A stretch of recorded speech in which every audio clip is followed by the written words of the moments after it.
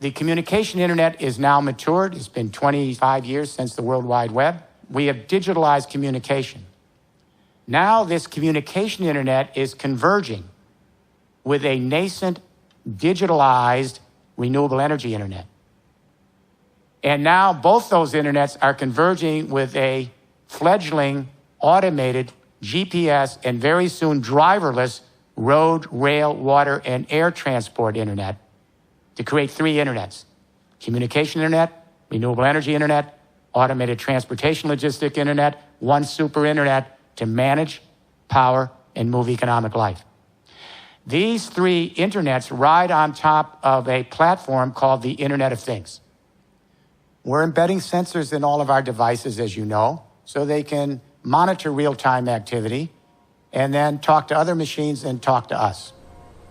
So we have sensors now in the agricultural fields, and they're actually monitoring the growth of crops, the soil salinity, the moisture in the crops, et cetera, and they're sending that data.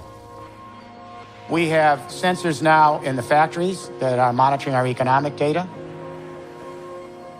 We have sensors in smart homes, monitoring how the energy is used in our buildings.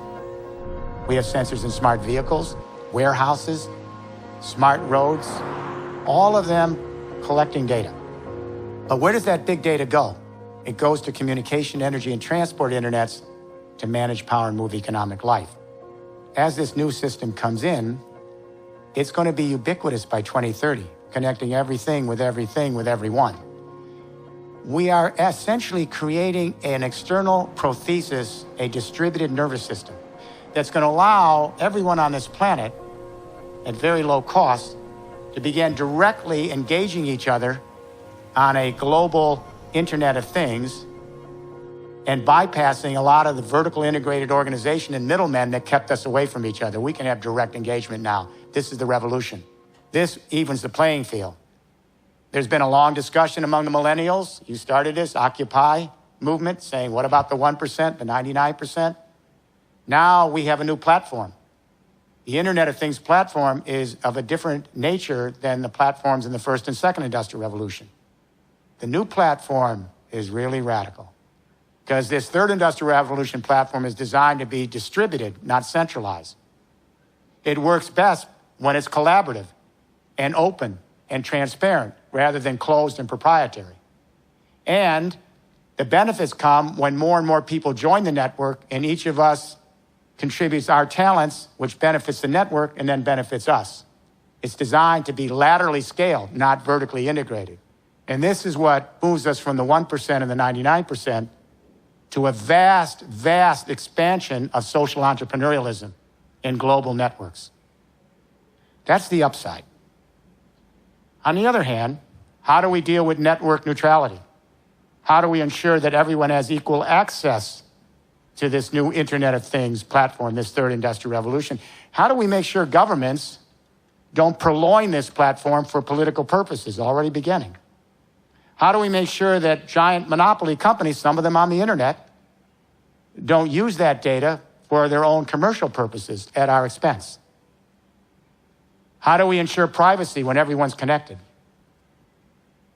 How do we ensure data security when everyone's connected? How do we prevent cybercrime and cyber terrorism that could disrupt the system and take it down when everyone's connected? This is the dark net. And what I'm saying to you today is that the dark net is as impressive as the opportunity of the bright net. And I would say that the next 3 generations, beginning with you and your children and grandchildren, you're going to be heavily engaged in a new political movement. And that movement's going to be to ensure against the dark net prevailing and making sure that we all have equal access so the human family can engage in a distributed nervous system and begin to have a vast expansion of social entrepreneurialism. This is the political struggle that starts with the millennials, your children and grandchildren. This is an uphill battle. This is not a cakewalk. I'm not a technological determinist, and I'm not a utopian. Technology just enables, and then the question is, how will that journey end? It's a big question mark right now. But let's assume, for the sake of this afternoon, that we're going to be able to deal with all the complexities of the dark net, and it's a big challenge. Here's what this Internet of Things platform provides. Let's say here at Brooklyn, you're a SME, a small and medium-sized enterprise, or a cooperative, or nonprofit. You can go up on this nascent Internet of Things platform that's already emerging. It's not theoretical. And you can have a transparent picture of all the economic data flowing through the world if it stays network neutral. The power here is enormous. We think Snowden was a big deal. Now all the economic data is going to be open to everyone, not just a few government secrets. But in a network neutral world, you're going to be able to go up on this platform and have a completely transparent picture of all the data. You can go up on the platform and cut your big data on your value chain out from the noise. Then you can mine your big data with analytics. Then you can create your own algorithms and apps that will allow you to dramatically increase your aggregate efficiency at every step of conversion on your value chain. And as you do that, dramatically increase your productivity, dramatically reduce your ecological footprint, and dramatically plunge your marginal cost. Some of those marginal costs are going to get so low, they head to zero marginal cost. And when they hit near zero marginal cost, it gives rise to a completely new economic system.